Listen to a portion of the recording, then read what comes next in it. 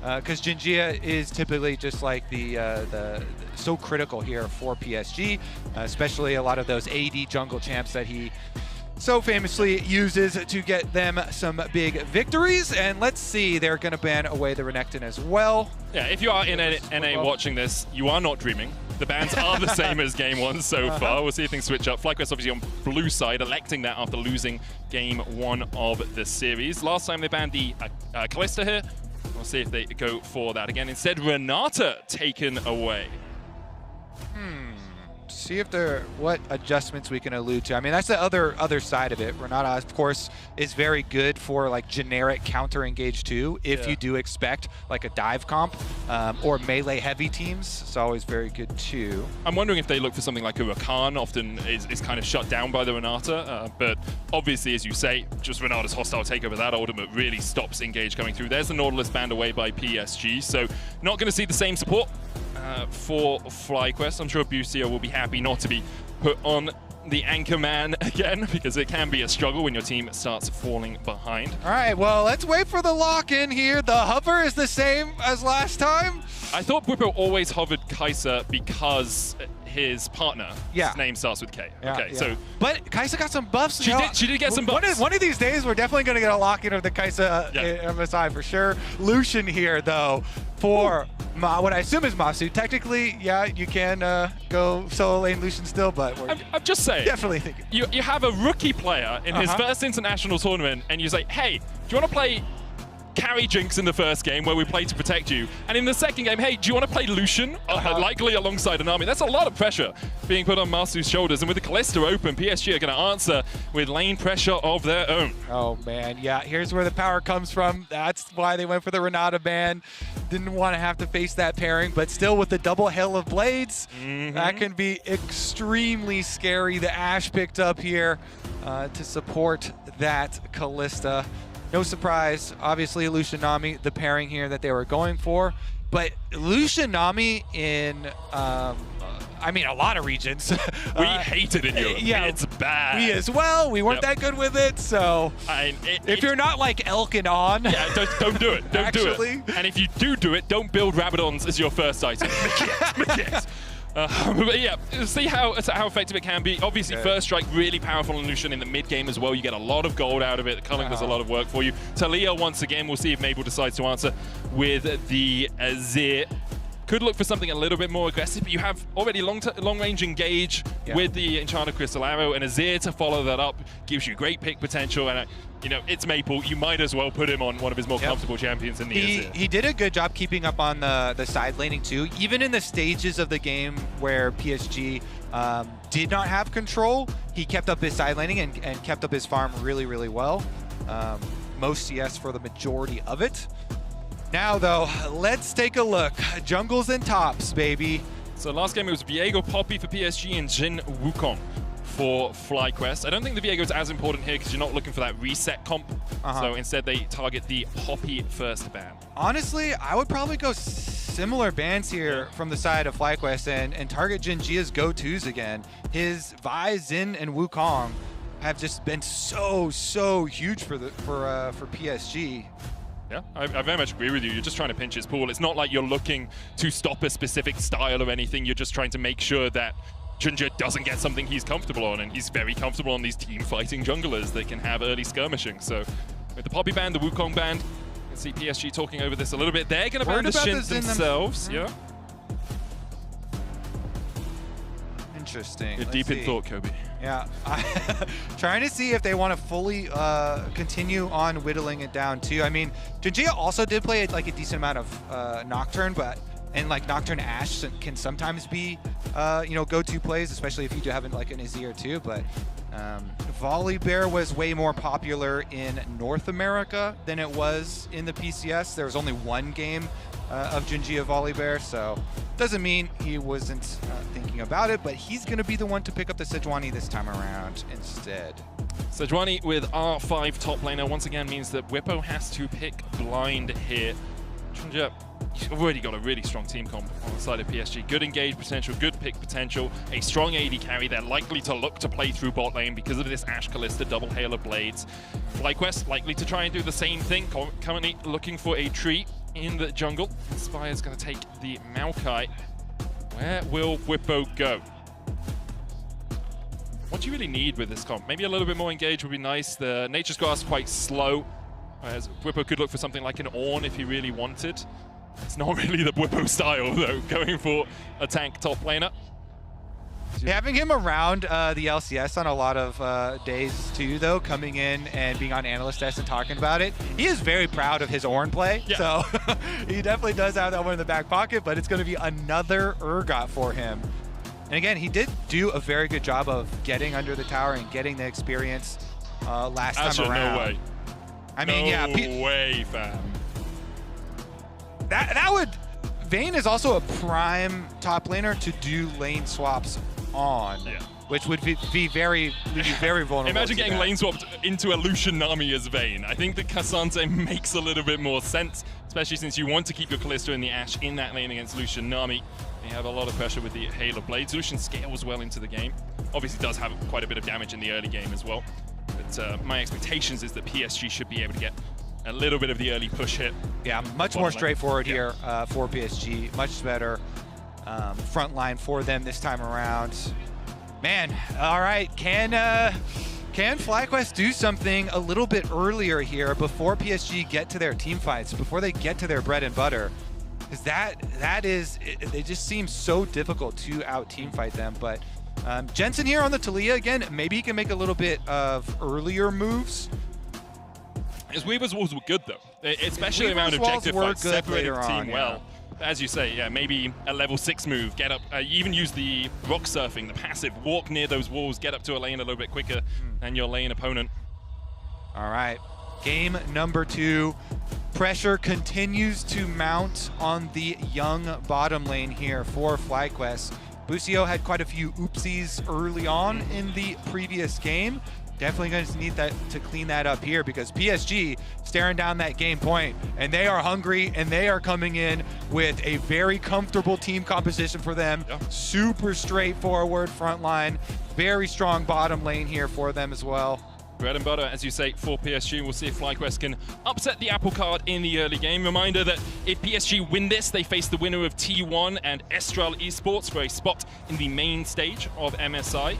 If FlyQuest do lose this game, they don't get eliminated. They would play the loser of Estral T1, and then they'd have to play another best of 3 to maybe qualify to the main stage. So it's not all doom and gloom for FlyQuest, even if they do lose the series. I think PSG seen as the best team outside of the LCS, LPL, LCK, and the LEC. This was an expected, a series that was expected to be difficult for FlyQuest, and a series in which I did see a few people saying, well, PSG may be slightly favored.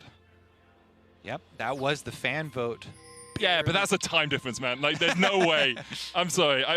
I'm here to, you know, put NA down when it's appropriate. Okay. It's not appropriate here. That was a time difference. It's like 2 a.m. It's 2 a.m. You'll warn me before you give me the sucker punch. I mean, if FlyQuest lose this game, you know, I'll praise PSG. I'm not gonna.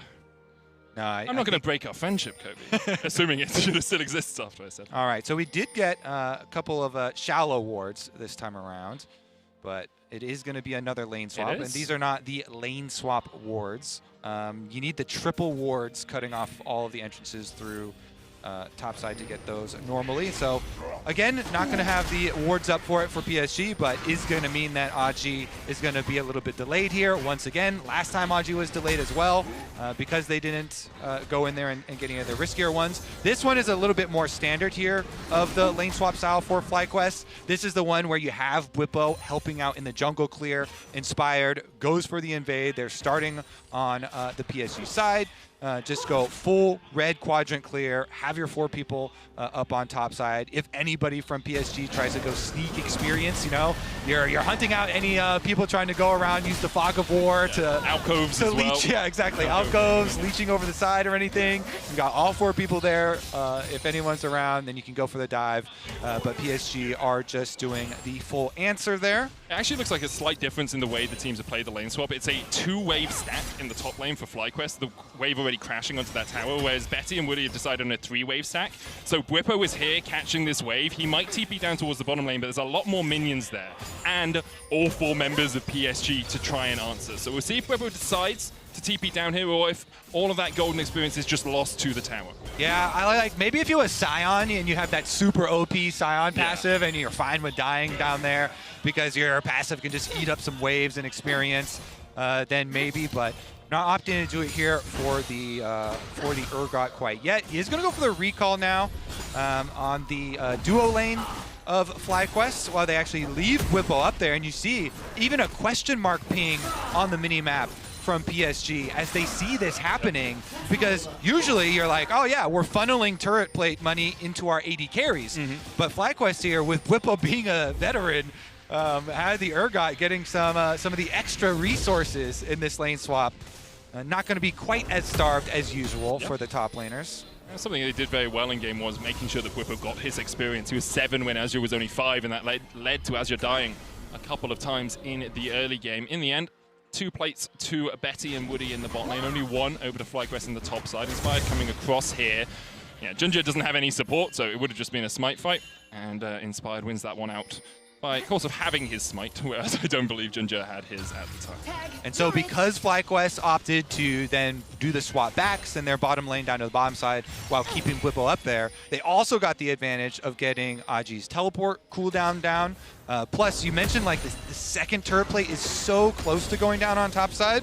And Urgot pretty good at going and grabbing those too. So they have like potential turret plate money also sitting there for themselves. And the bottom lane, with the Lucian Nami on the big stacked wave here, going to crash it. The more I think about it, Kobe, the more I like getting Masu and Busio these early levels, because one of the big struggles for Lucian Nami is you really need a couple of spells each to trade effectively. You want the ebb and flow, you want to put the Tidecaller's Blessing on, you want Lucian to be able to dashboard and use the Q. So by moving up towards the top side, you escape the level 1 from Betty and Woody with the double Hail of Blades, and now you can just lane against them because you have those extra spells, and you can actually trade effectively into the Kalista and the Ashe. Exactly. The most fearsome part about these lanes for the double Hail of Blades is the level 1 and the zoning out there, as Keria has demonstrated so many times.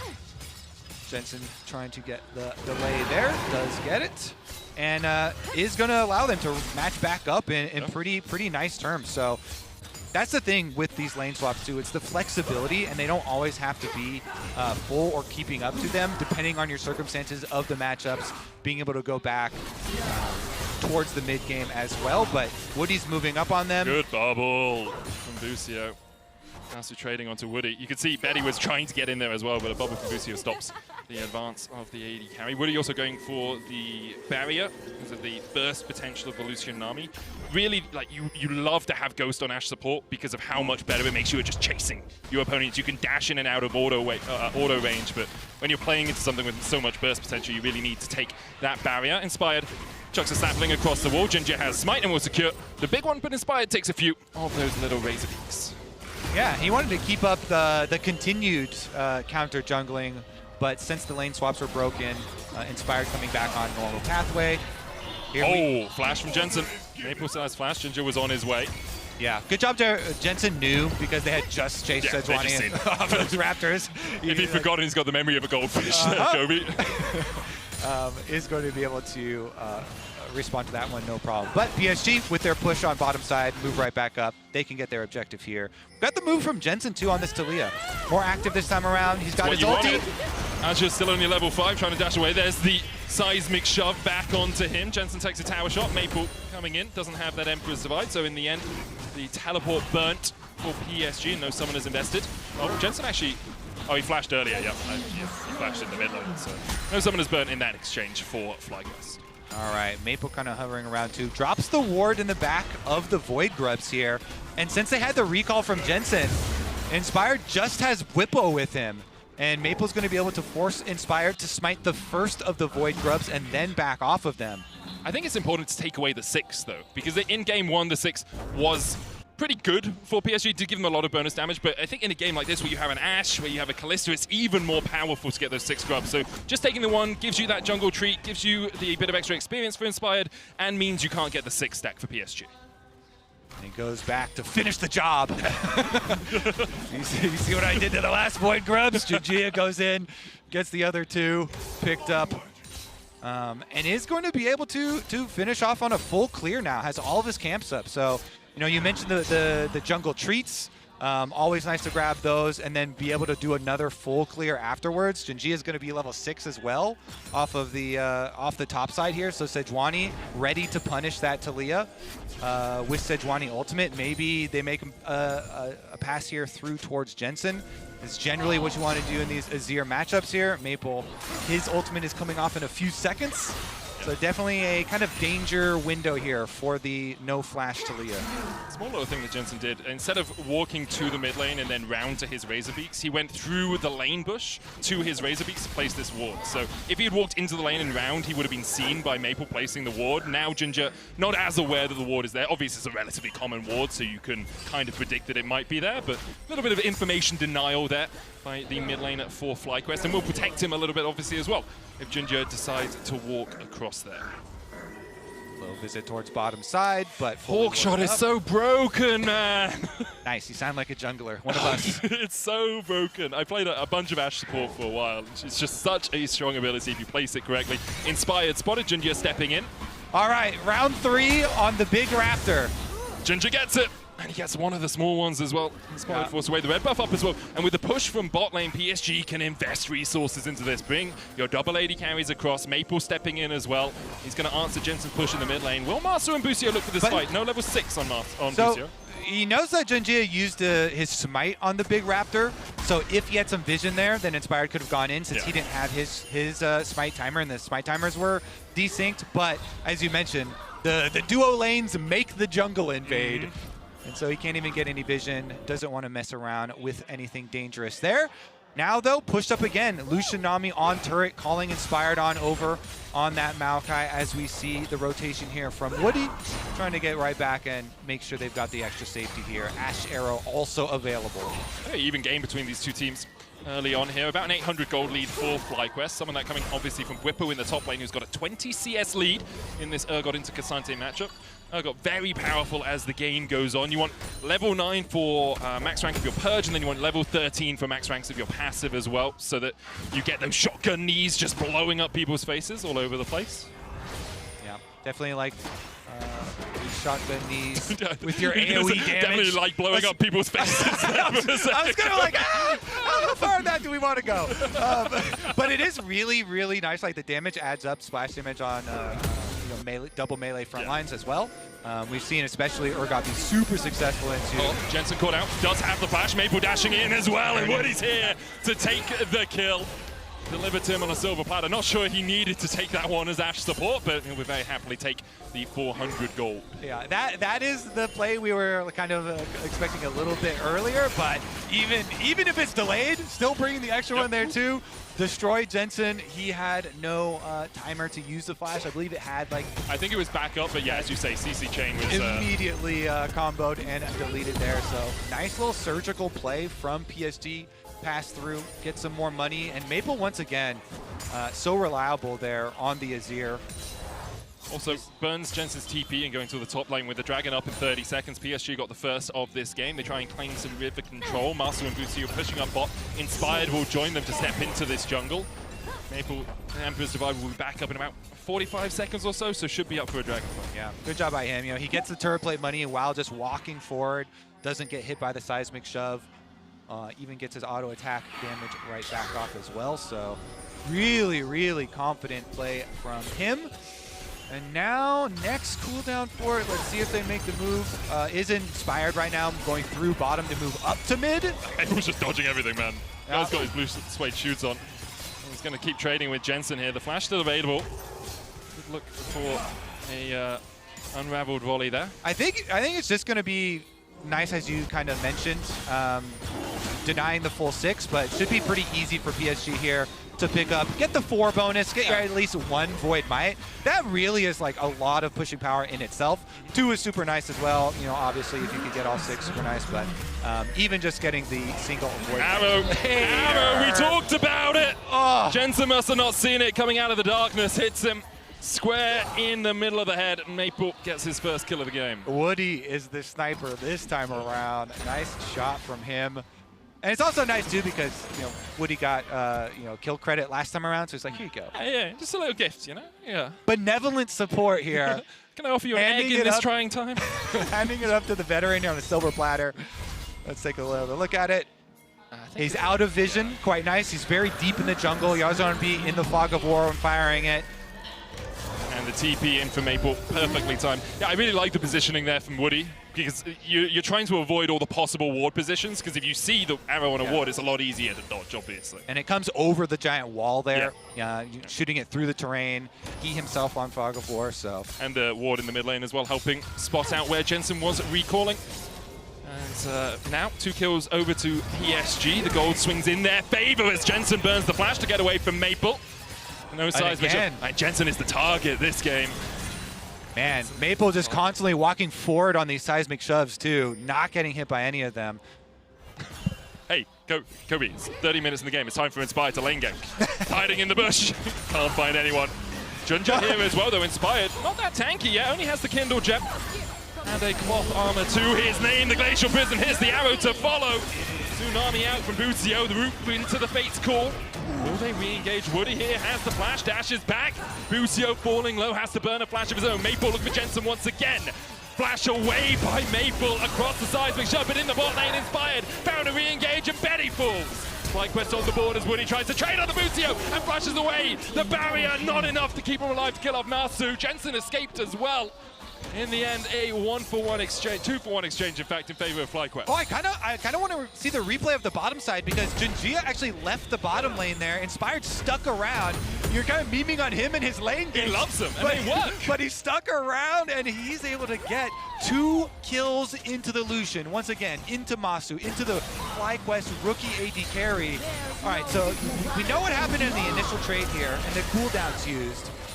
Sejuani ultimate used, and then they're going to use the Kalista ultimate as well. But really what we're looking for here is kind of the exit afterwards. Post this moment. Exactly. If you have the wards up, it was just a really flash, greedy, Really nice flash there, Inspired, because they saw Sejuani move up the river. As soon as you take your eyes off of him, he goes for it. Woody does also use his flash to get one, but 2 of the kills, and both of them going into the actual Lucian himself here.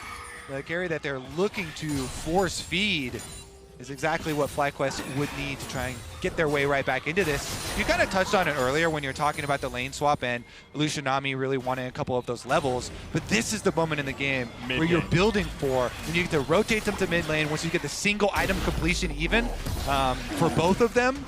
When you have that extra proc damage. Yeah, the Imperial Mandate just does so much work. Yeah, Mandate plus the Shiv combo, really, really good burst damage, and so you get those Lucian dashes in for the big chunks. Let's see if FlyQuest's young bottom lane can actually pay them back for it. And the Lucian much more about getting in the enemy's faces than the Jinx. Jinx more about stepping back, waiting for your opportunity to strike. Masu here on that front line once again. Buzio just buffing him up.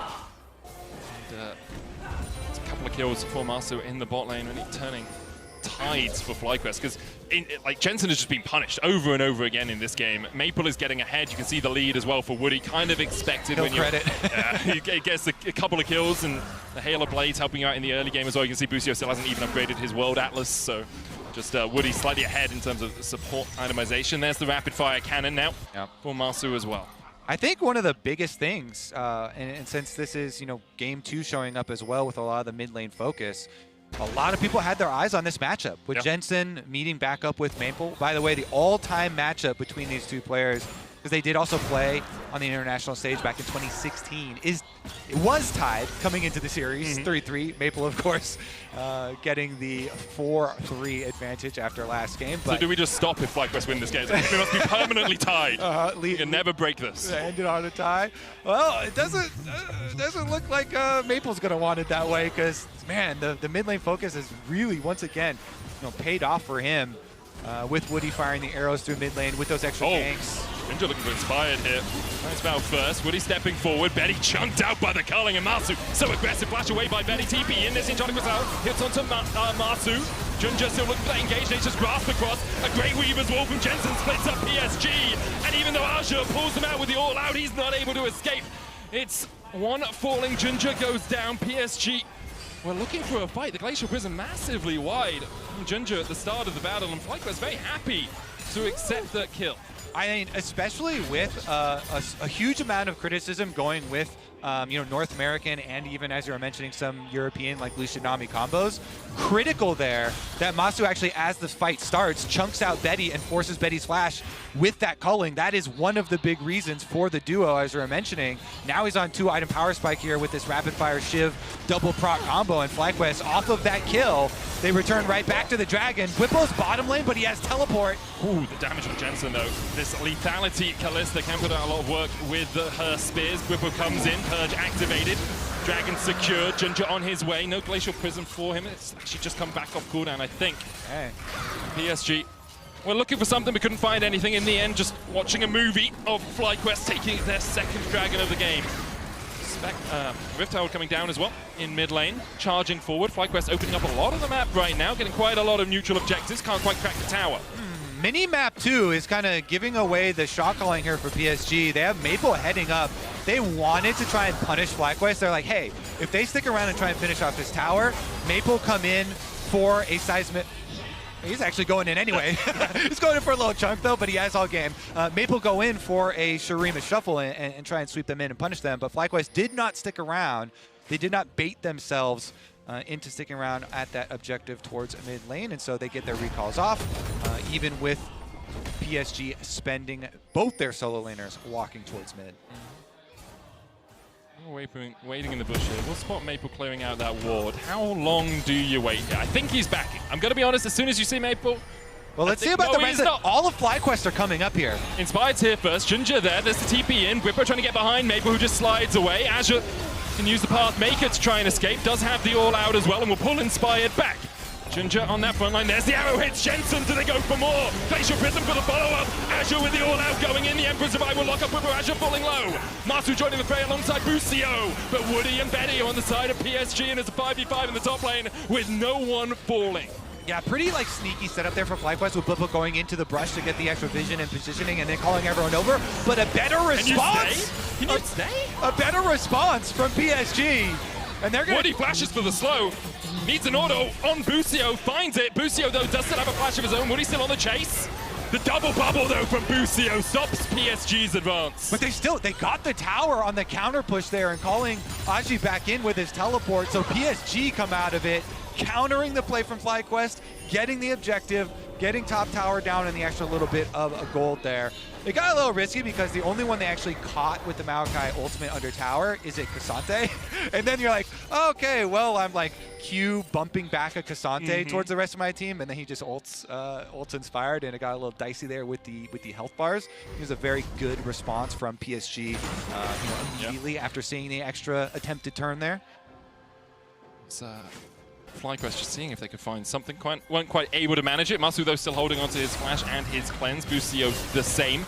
The arrow a possibility from Woody, but Masu with that cleanse can play relatively aggressive here. Woody could just look for the slow over the wall. And Inspired is no stranger, to playing on the international stage with rookie AD carries and setting them up for success. Namely, we think back to his time on EG with Danny. And here, another game where he's rushing Knight's Vow. He's playing the Maokai. He flashed in to get some early kills for the Lucian, for Masu. Really trying to set him up for success. And so far, off of that couple of mid lane plays, Masu has been able to stay safe and pay him back a little bit. Not that tanky. Arrow goes down, hits onto the backline, but it's only Jensen locked up. Inspired with a good twisted advance to dodge away from the arrow himself. So it's 2 ultimates used by PSG. Not too much burnt out of FlyQuest. Whippo pushing in bot lane. Azure's going to walk across here, but Whippo has a lot of damage right now with the Black Cleaver. Azure Pathmaker's out. You can see that's what the Urgot does best. Give him time with a tank and start to shred.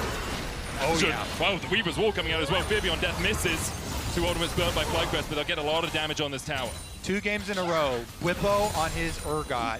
Really, really good advantages for them, and it allows kind of this shift over. They finish off the mid turret. They get the secondary turret on bottom side. Nice investment. Yeah, really nice from FlyQuest. Just using the fact that that Glacial Prism and the Enchanted Crystal were burnt to move down towards the bot lane, get the push in there, then Nature's Grass mid, you can't stay around. because you can just get caught out. And Masu once again stepping up here. PSG backs against the ropes a little bit. It's still only 1,000 gold between the teams, and neither team on soul point. FlyQuest still need at least one more Drake before they get towards that possible Ocean Soul. Yeah, with that extra money of secondary side lane turret going down, Whipple is able to finish up his Sterix Gauge too. This item is so OP right now. It got nerfed pretty heavily on live. Yeah. And for Urgot specifically, this combo here allows him to be on the front line, but as you said, also shredding right through the double tank lines with the rush on the Black Cleaver and those explosive shotgun knees. So Whipple once again set up to be a critical piece here for FlyQuest, and they send him back topside now to finish up on that topside turret while the dragon spawns, and they know that PSG are going to head towards that one. Just going to go for a full 7 dragons again this game, it seems. Kobe traded as the tower falls in the top lane. Whipple does have teleports. Dragon's already down to 1,000. Junja doesn't smite it. Inspire takes it, steals it away in the size of shove. Locks up Junja, it's huge. TP behind as well as PSG looks to try and escape, but Maple's just going to walk into the waiting arms of Bwipo. Fear beyond death, the death finds him. Bwipo perfectly dodging the Emperor's Divide. Betty and Woody trying to get away, but Woody can't even get over the tower. Now the wolves that descend, the chasing pack. Bucio will fall, but so will Betty, so will Woody as FlyQuest get the steal and get the fight. Oh man, I was looking at Whipple and if he's gonna teleport or not. Meanwhile, Inspire just slowly walks up and steals the dragon, and then they immediately kill Junjia afterwards too and chase down PSG. That's not just gonna be a dragon. FlyQuest rotate right over to Baron. See if Junjia has a chance to counter steal here. He does have flash available. And TP as well. He's looking for this control wall behind him. I'm actually slightly worried for FlyQuest here if this fight goes any longer. Junjia trying to get around the wall here. It's already down to 5,000. Maple up. TP's behind. The Emperor's Divide, not a possibility. Junjia goes in. Junjia looking for the steal. It's down to 1,700. Junjia gets it! And Maple gets in! Masu locked up, flashes away, manages to dash away with the passcode. Maple has to flash the wall as well as Junjia's caught in the pit with Bwipo inspired and Jensen. Masu falls in, Charlie Castellano goes between the goalposts. Bwipo with the Stevax. Maple locked up, knocked back with the sizing shove. FlyQuest are somehow fighting their way out of this battle. And now they're managing to clean it up. Bwipo gets a double. The ace is going to go over to FlyQuest. Even though they lose the Baron, they win the fight.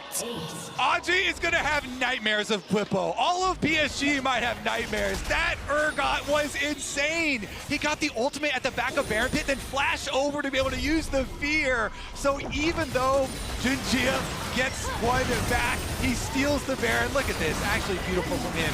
Gets in, and it's just a straight up good old-fashioned Baron steal. A little bit early on the other one. So at 173, I believe I saw on the Baron, Junjia, calm, cool, collected, is able to get it for PSG. But then the response from FlyQuest, as Bwipo, you can see at the back of the wall, he makes use of the Sterix Gauge shield. Good. Then once he has the ultimate coming in, able to go for the flash with the fear on the top side to get Betty as well. Like, he's playing out of his mind here. Even though they did lose the first game, he was the shining light. He was in control of a lot of the advantages there too, so. He was the shining light for FlyQuest there. Now 5-0-2. Jack show complete. FlyQuest, even though they lose the Baron, all they will do is slow their push. That's some Urgot damage right there. 7.178k. Inspired, look at the Nature's Grasp here. Junjia can tank it for Betty. That's what he'll do. Inspire tanks the turret. Masu takes a bit of chip damage as he steps in front of Betty's spears, but without the Baron, it's a bit harder for FlyQuest to push in, obviously, into the Azir with the Callisto and the Ashe. They do have enough wave clear to stop FlyQuest in their tracks. Whew, what a series. Yep. This has been a fun one. Game number 1, super banger, went the entire distance. FlyQuest in this one, fighting back quite heavily here as far as getting themselves to Dragon Soul points. Only 1 minute and 40 seconds left on the Dragon Soul arrival, and then getting themselves such a nice lead after the extra kills come through off of Baron, setting themselves up to actually fight that Dragon fight too. Setup's going to be really big though. He yeets Maple back, but he's yeeted back himself. Will still have the Stevax there. Maple's going to have to try and get away. The tidal wave from across the wall. Bwipo stunned up. There's the Stevax shield. Jensen diving in with Weaver's wall. Bwipo still on that front line. Fear beyond death will lock up Betty as well. And this is perfect for FlyQuest. Bwipo absolutely bodying fools as PSG are found wanting. So we haven't been giving like player of the games. I don't think we're giving player of the game awards for MSI games, but let's give it out this game. My boy's wide, Kobe. My boy is wide right now. 6-0-4. He initiated and he demolished PSG. Dragon up in 50 seconds, Soul on the line for FlyQuest. If they can find it, they'll reset, and then they'll look to push and get this vision control. 2 blind picks as well. It's double blind pick Urgots. Again, he moves in. He's a true juggernaut. So they got a little bit of vision here and actually go up to see it. Yeah, was he actually? Was that actually the Urgot? Yes, it definitely was. They used their Azir sweep on him too, but the Steric's popping. Like, he's so ahead that it's, even when he's right in the middle with 5 members there, that's actually where he wants to be. Completely roast them, chase them down as well for the extra kills, and now we're talking about the Dragon Soul arrival here. FlyQuest gonna force some cooldowns first. Blocked out with the Pathmaker, no tower here for PSG to retreat to. Maple looking for that flank position, 7 seconds on the Emperor's Divide. Could go a really long way around if he wants to get behind FlyQuest, but he's gonna be spotted on a control ward now. All right, watch Woody's positioning too, because the Ash Arrow is ready, but as you said, when you're firing it over vision, it's going to be way, way less effective. So let's see if they can actually retake vision here leading up to the Dragon. FlyQuest, they've got so many advantages setting up for this one. Vision advantage, forcing the small corridor here move from PSG. There's the Weaver's Wall, separates Woody and Betty from the team. The engage, a possibility. Seismic shove goes short. As PSG maybe look for the re-engage. The arrow out only hits Bwipo.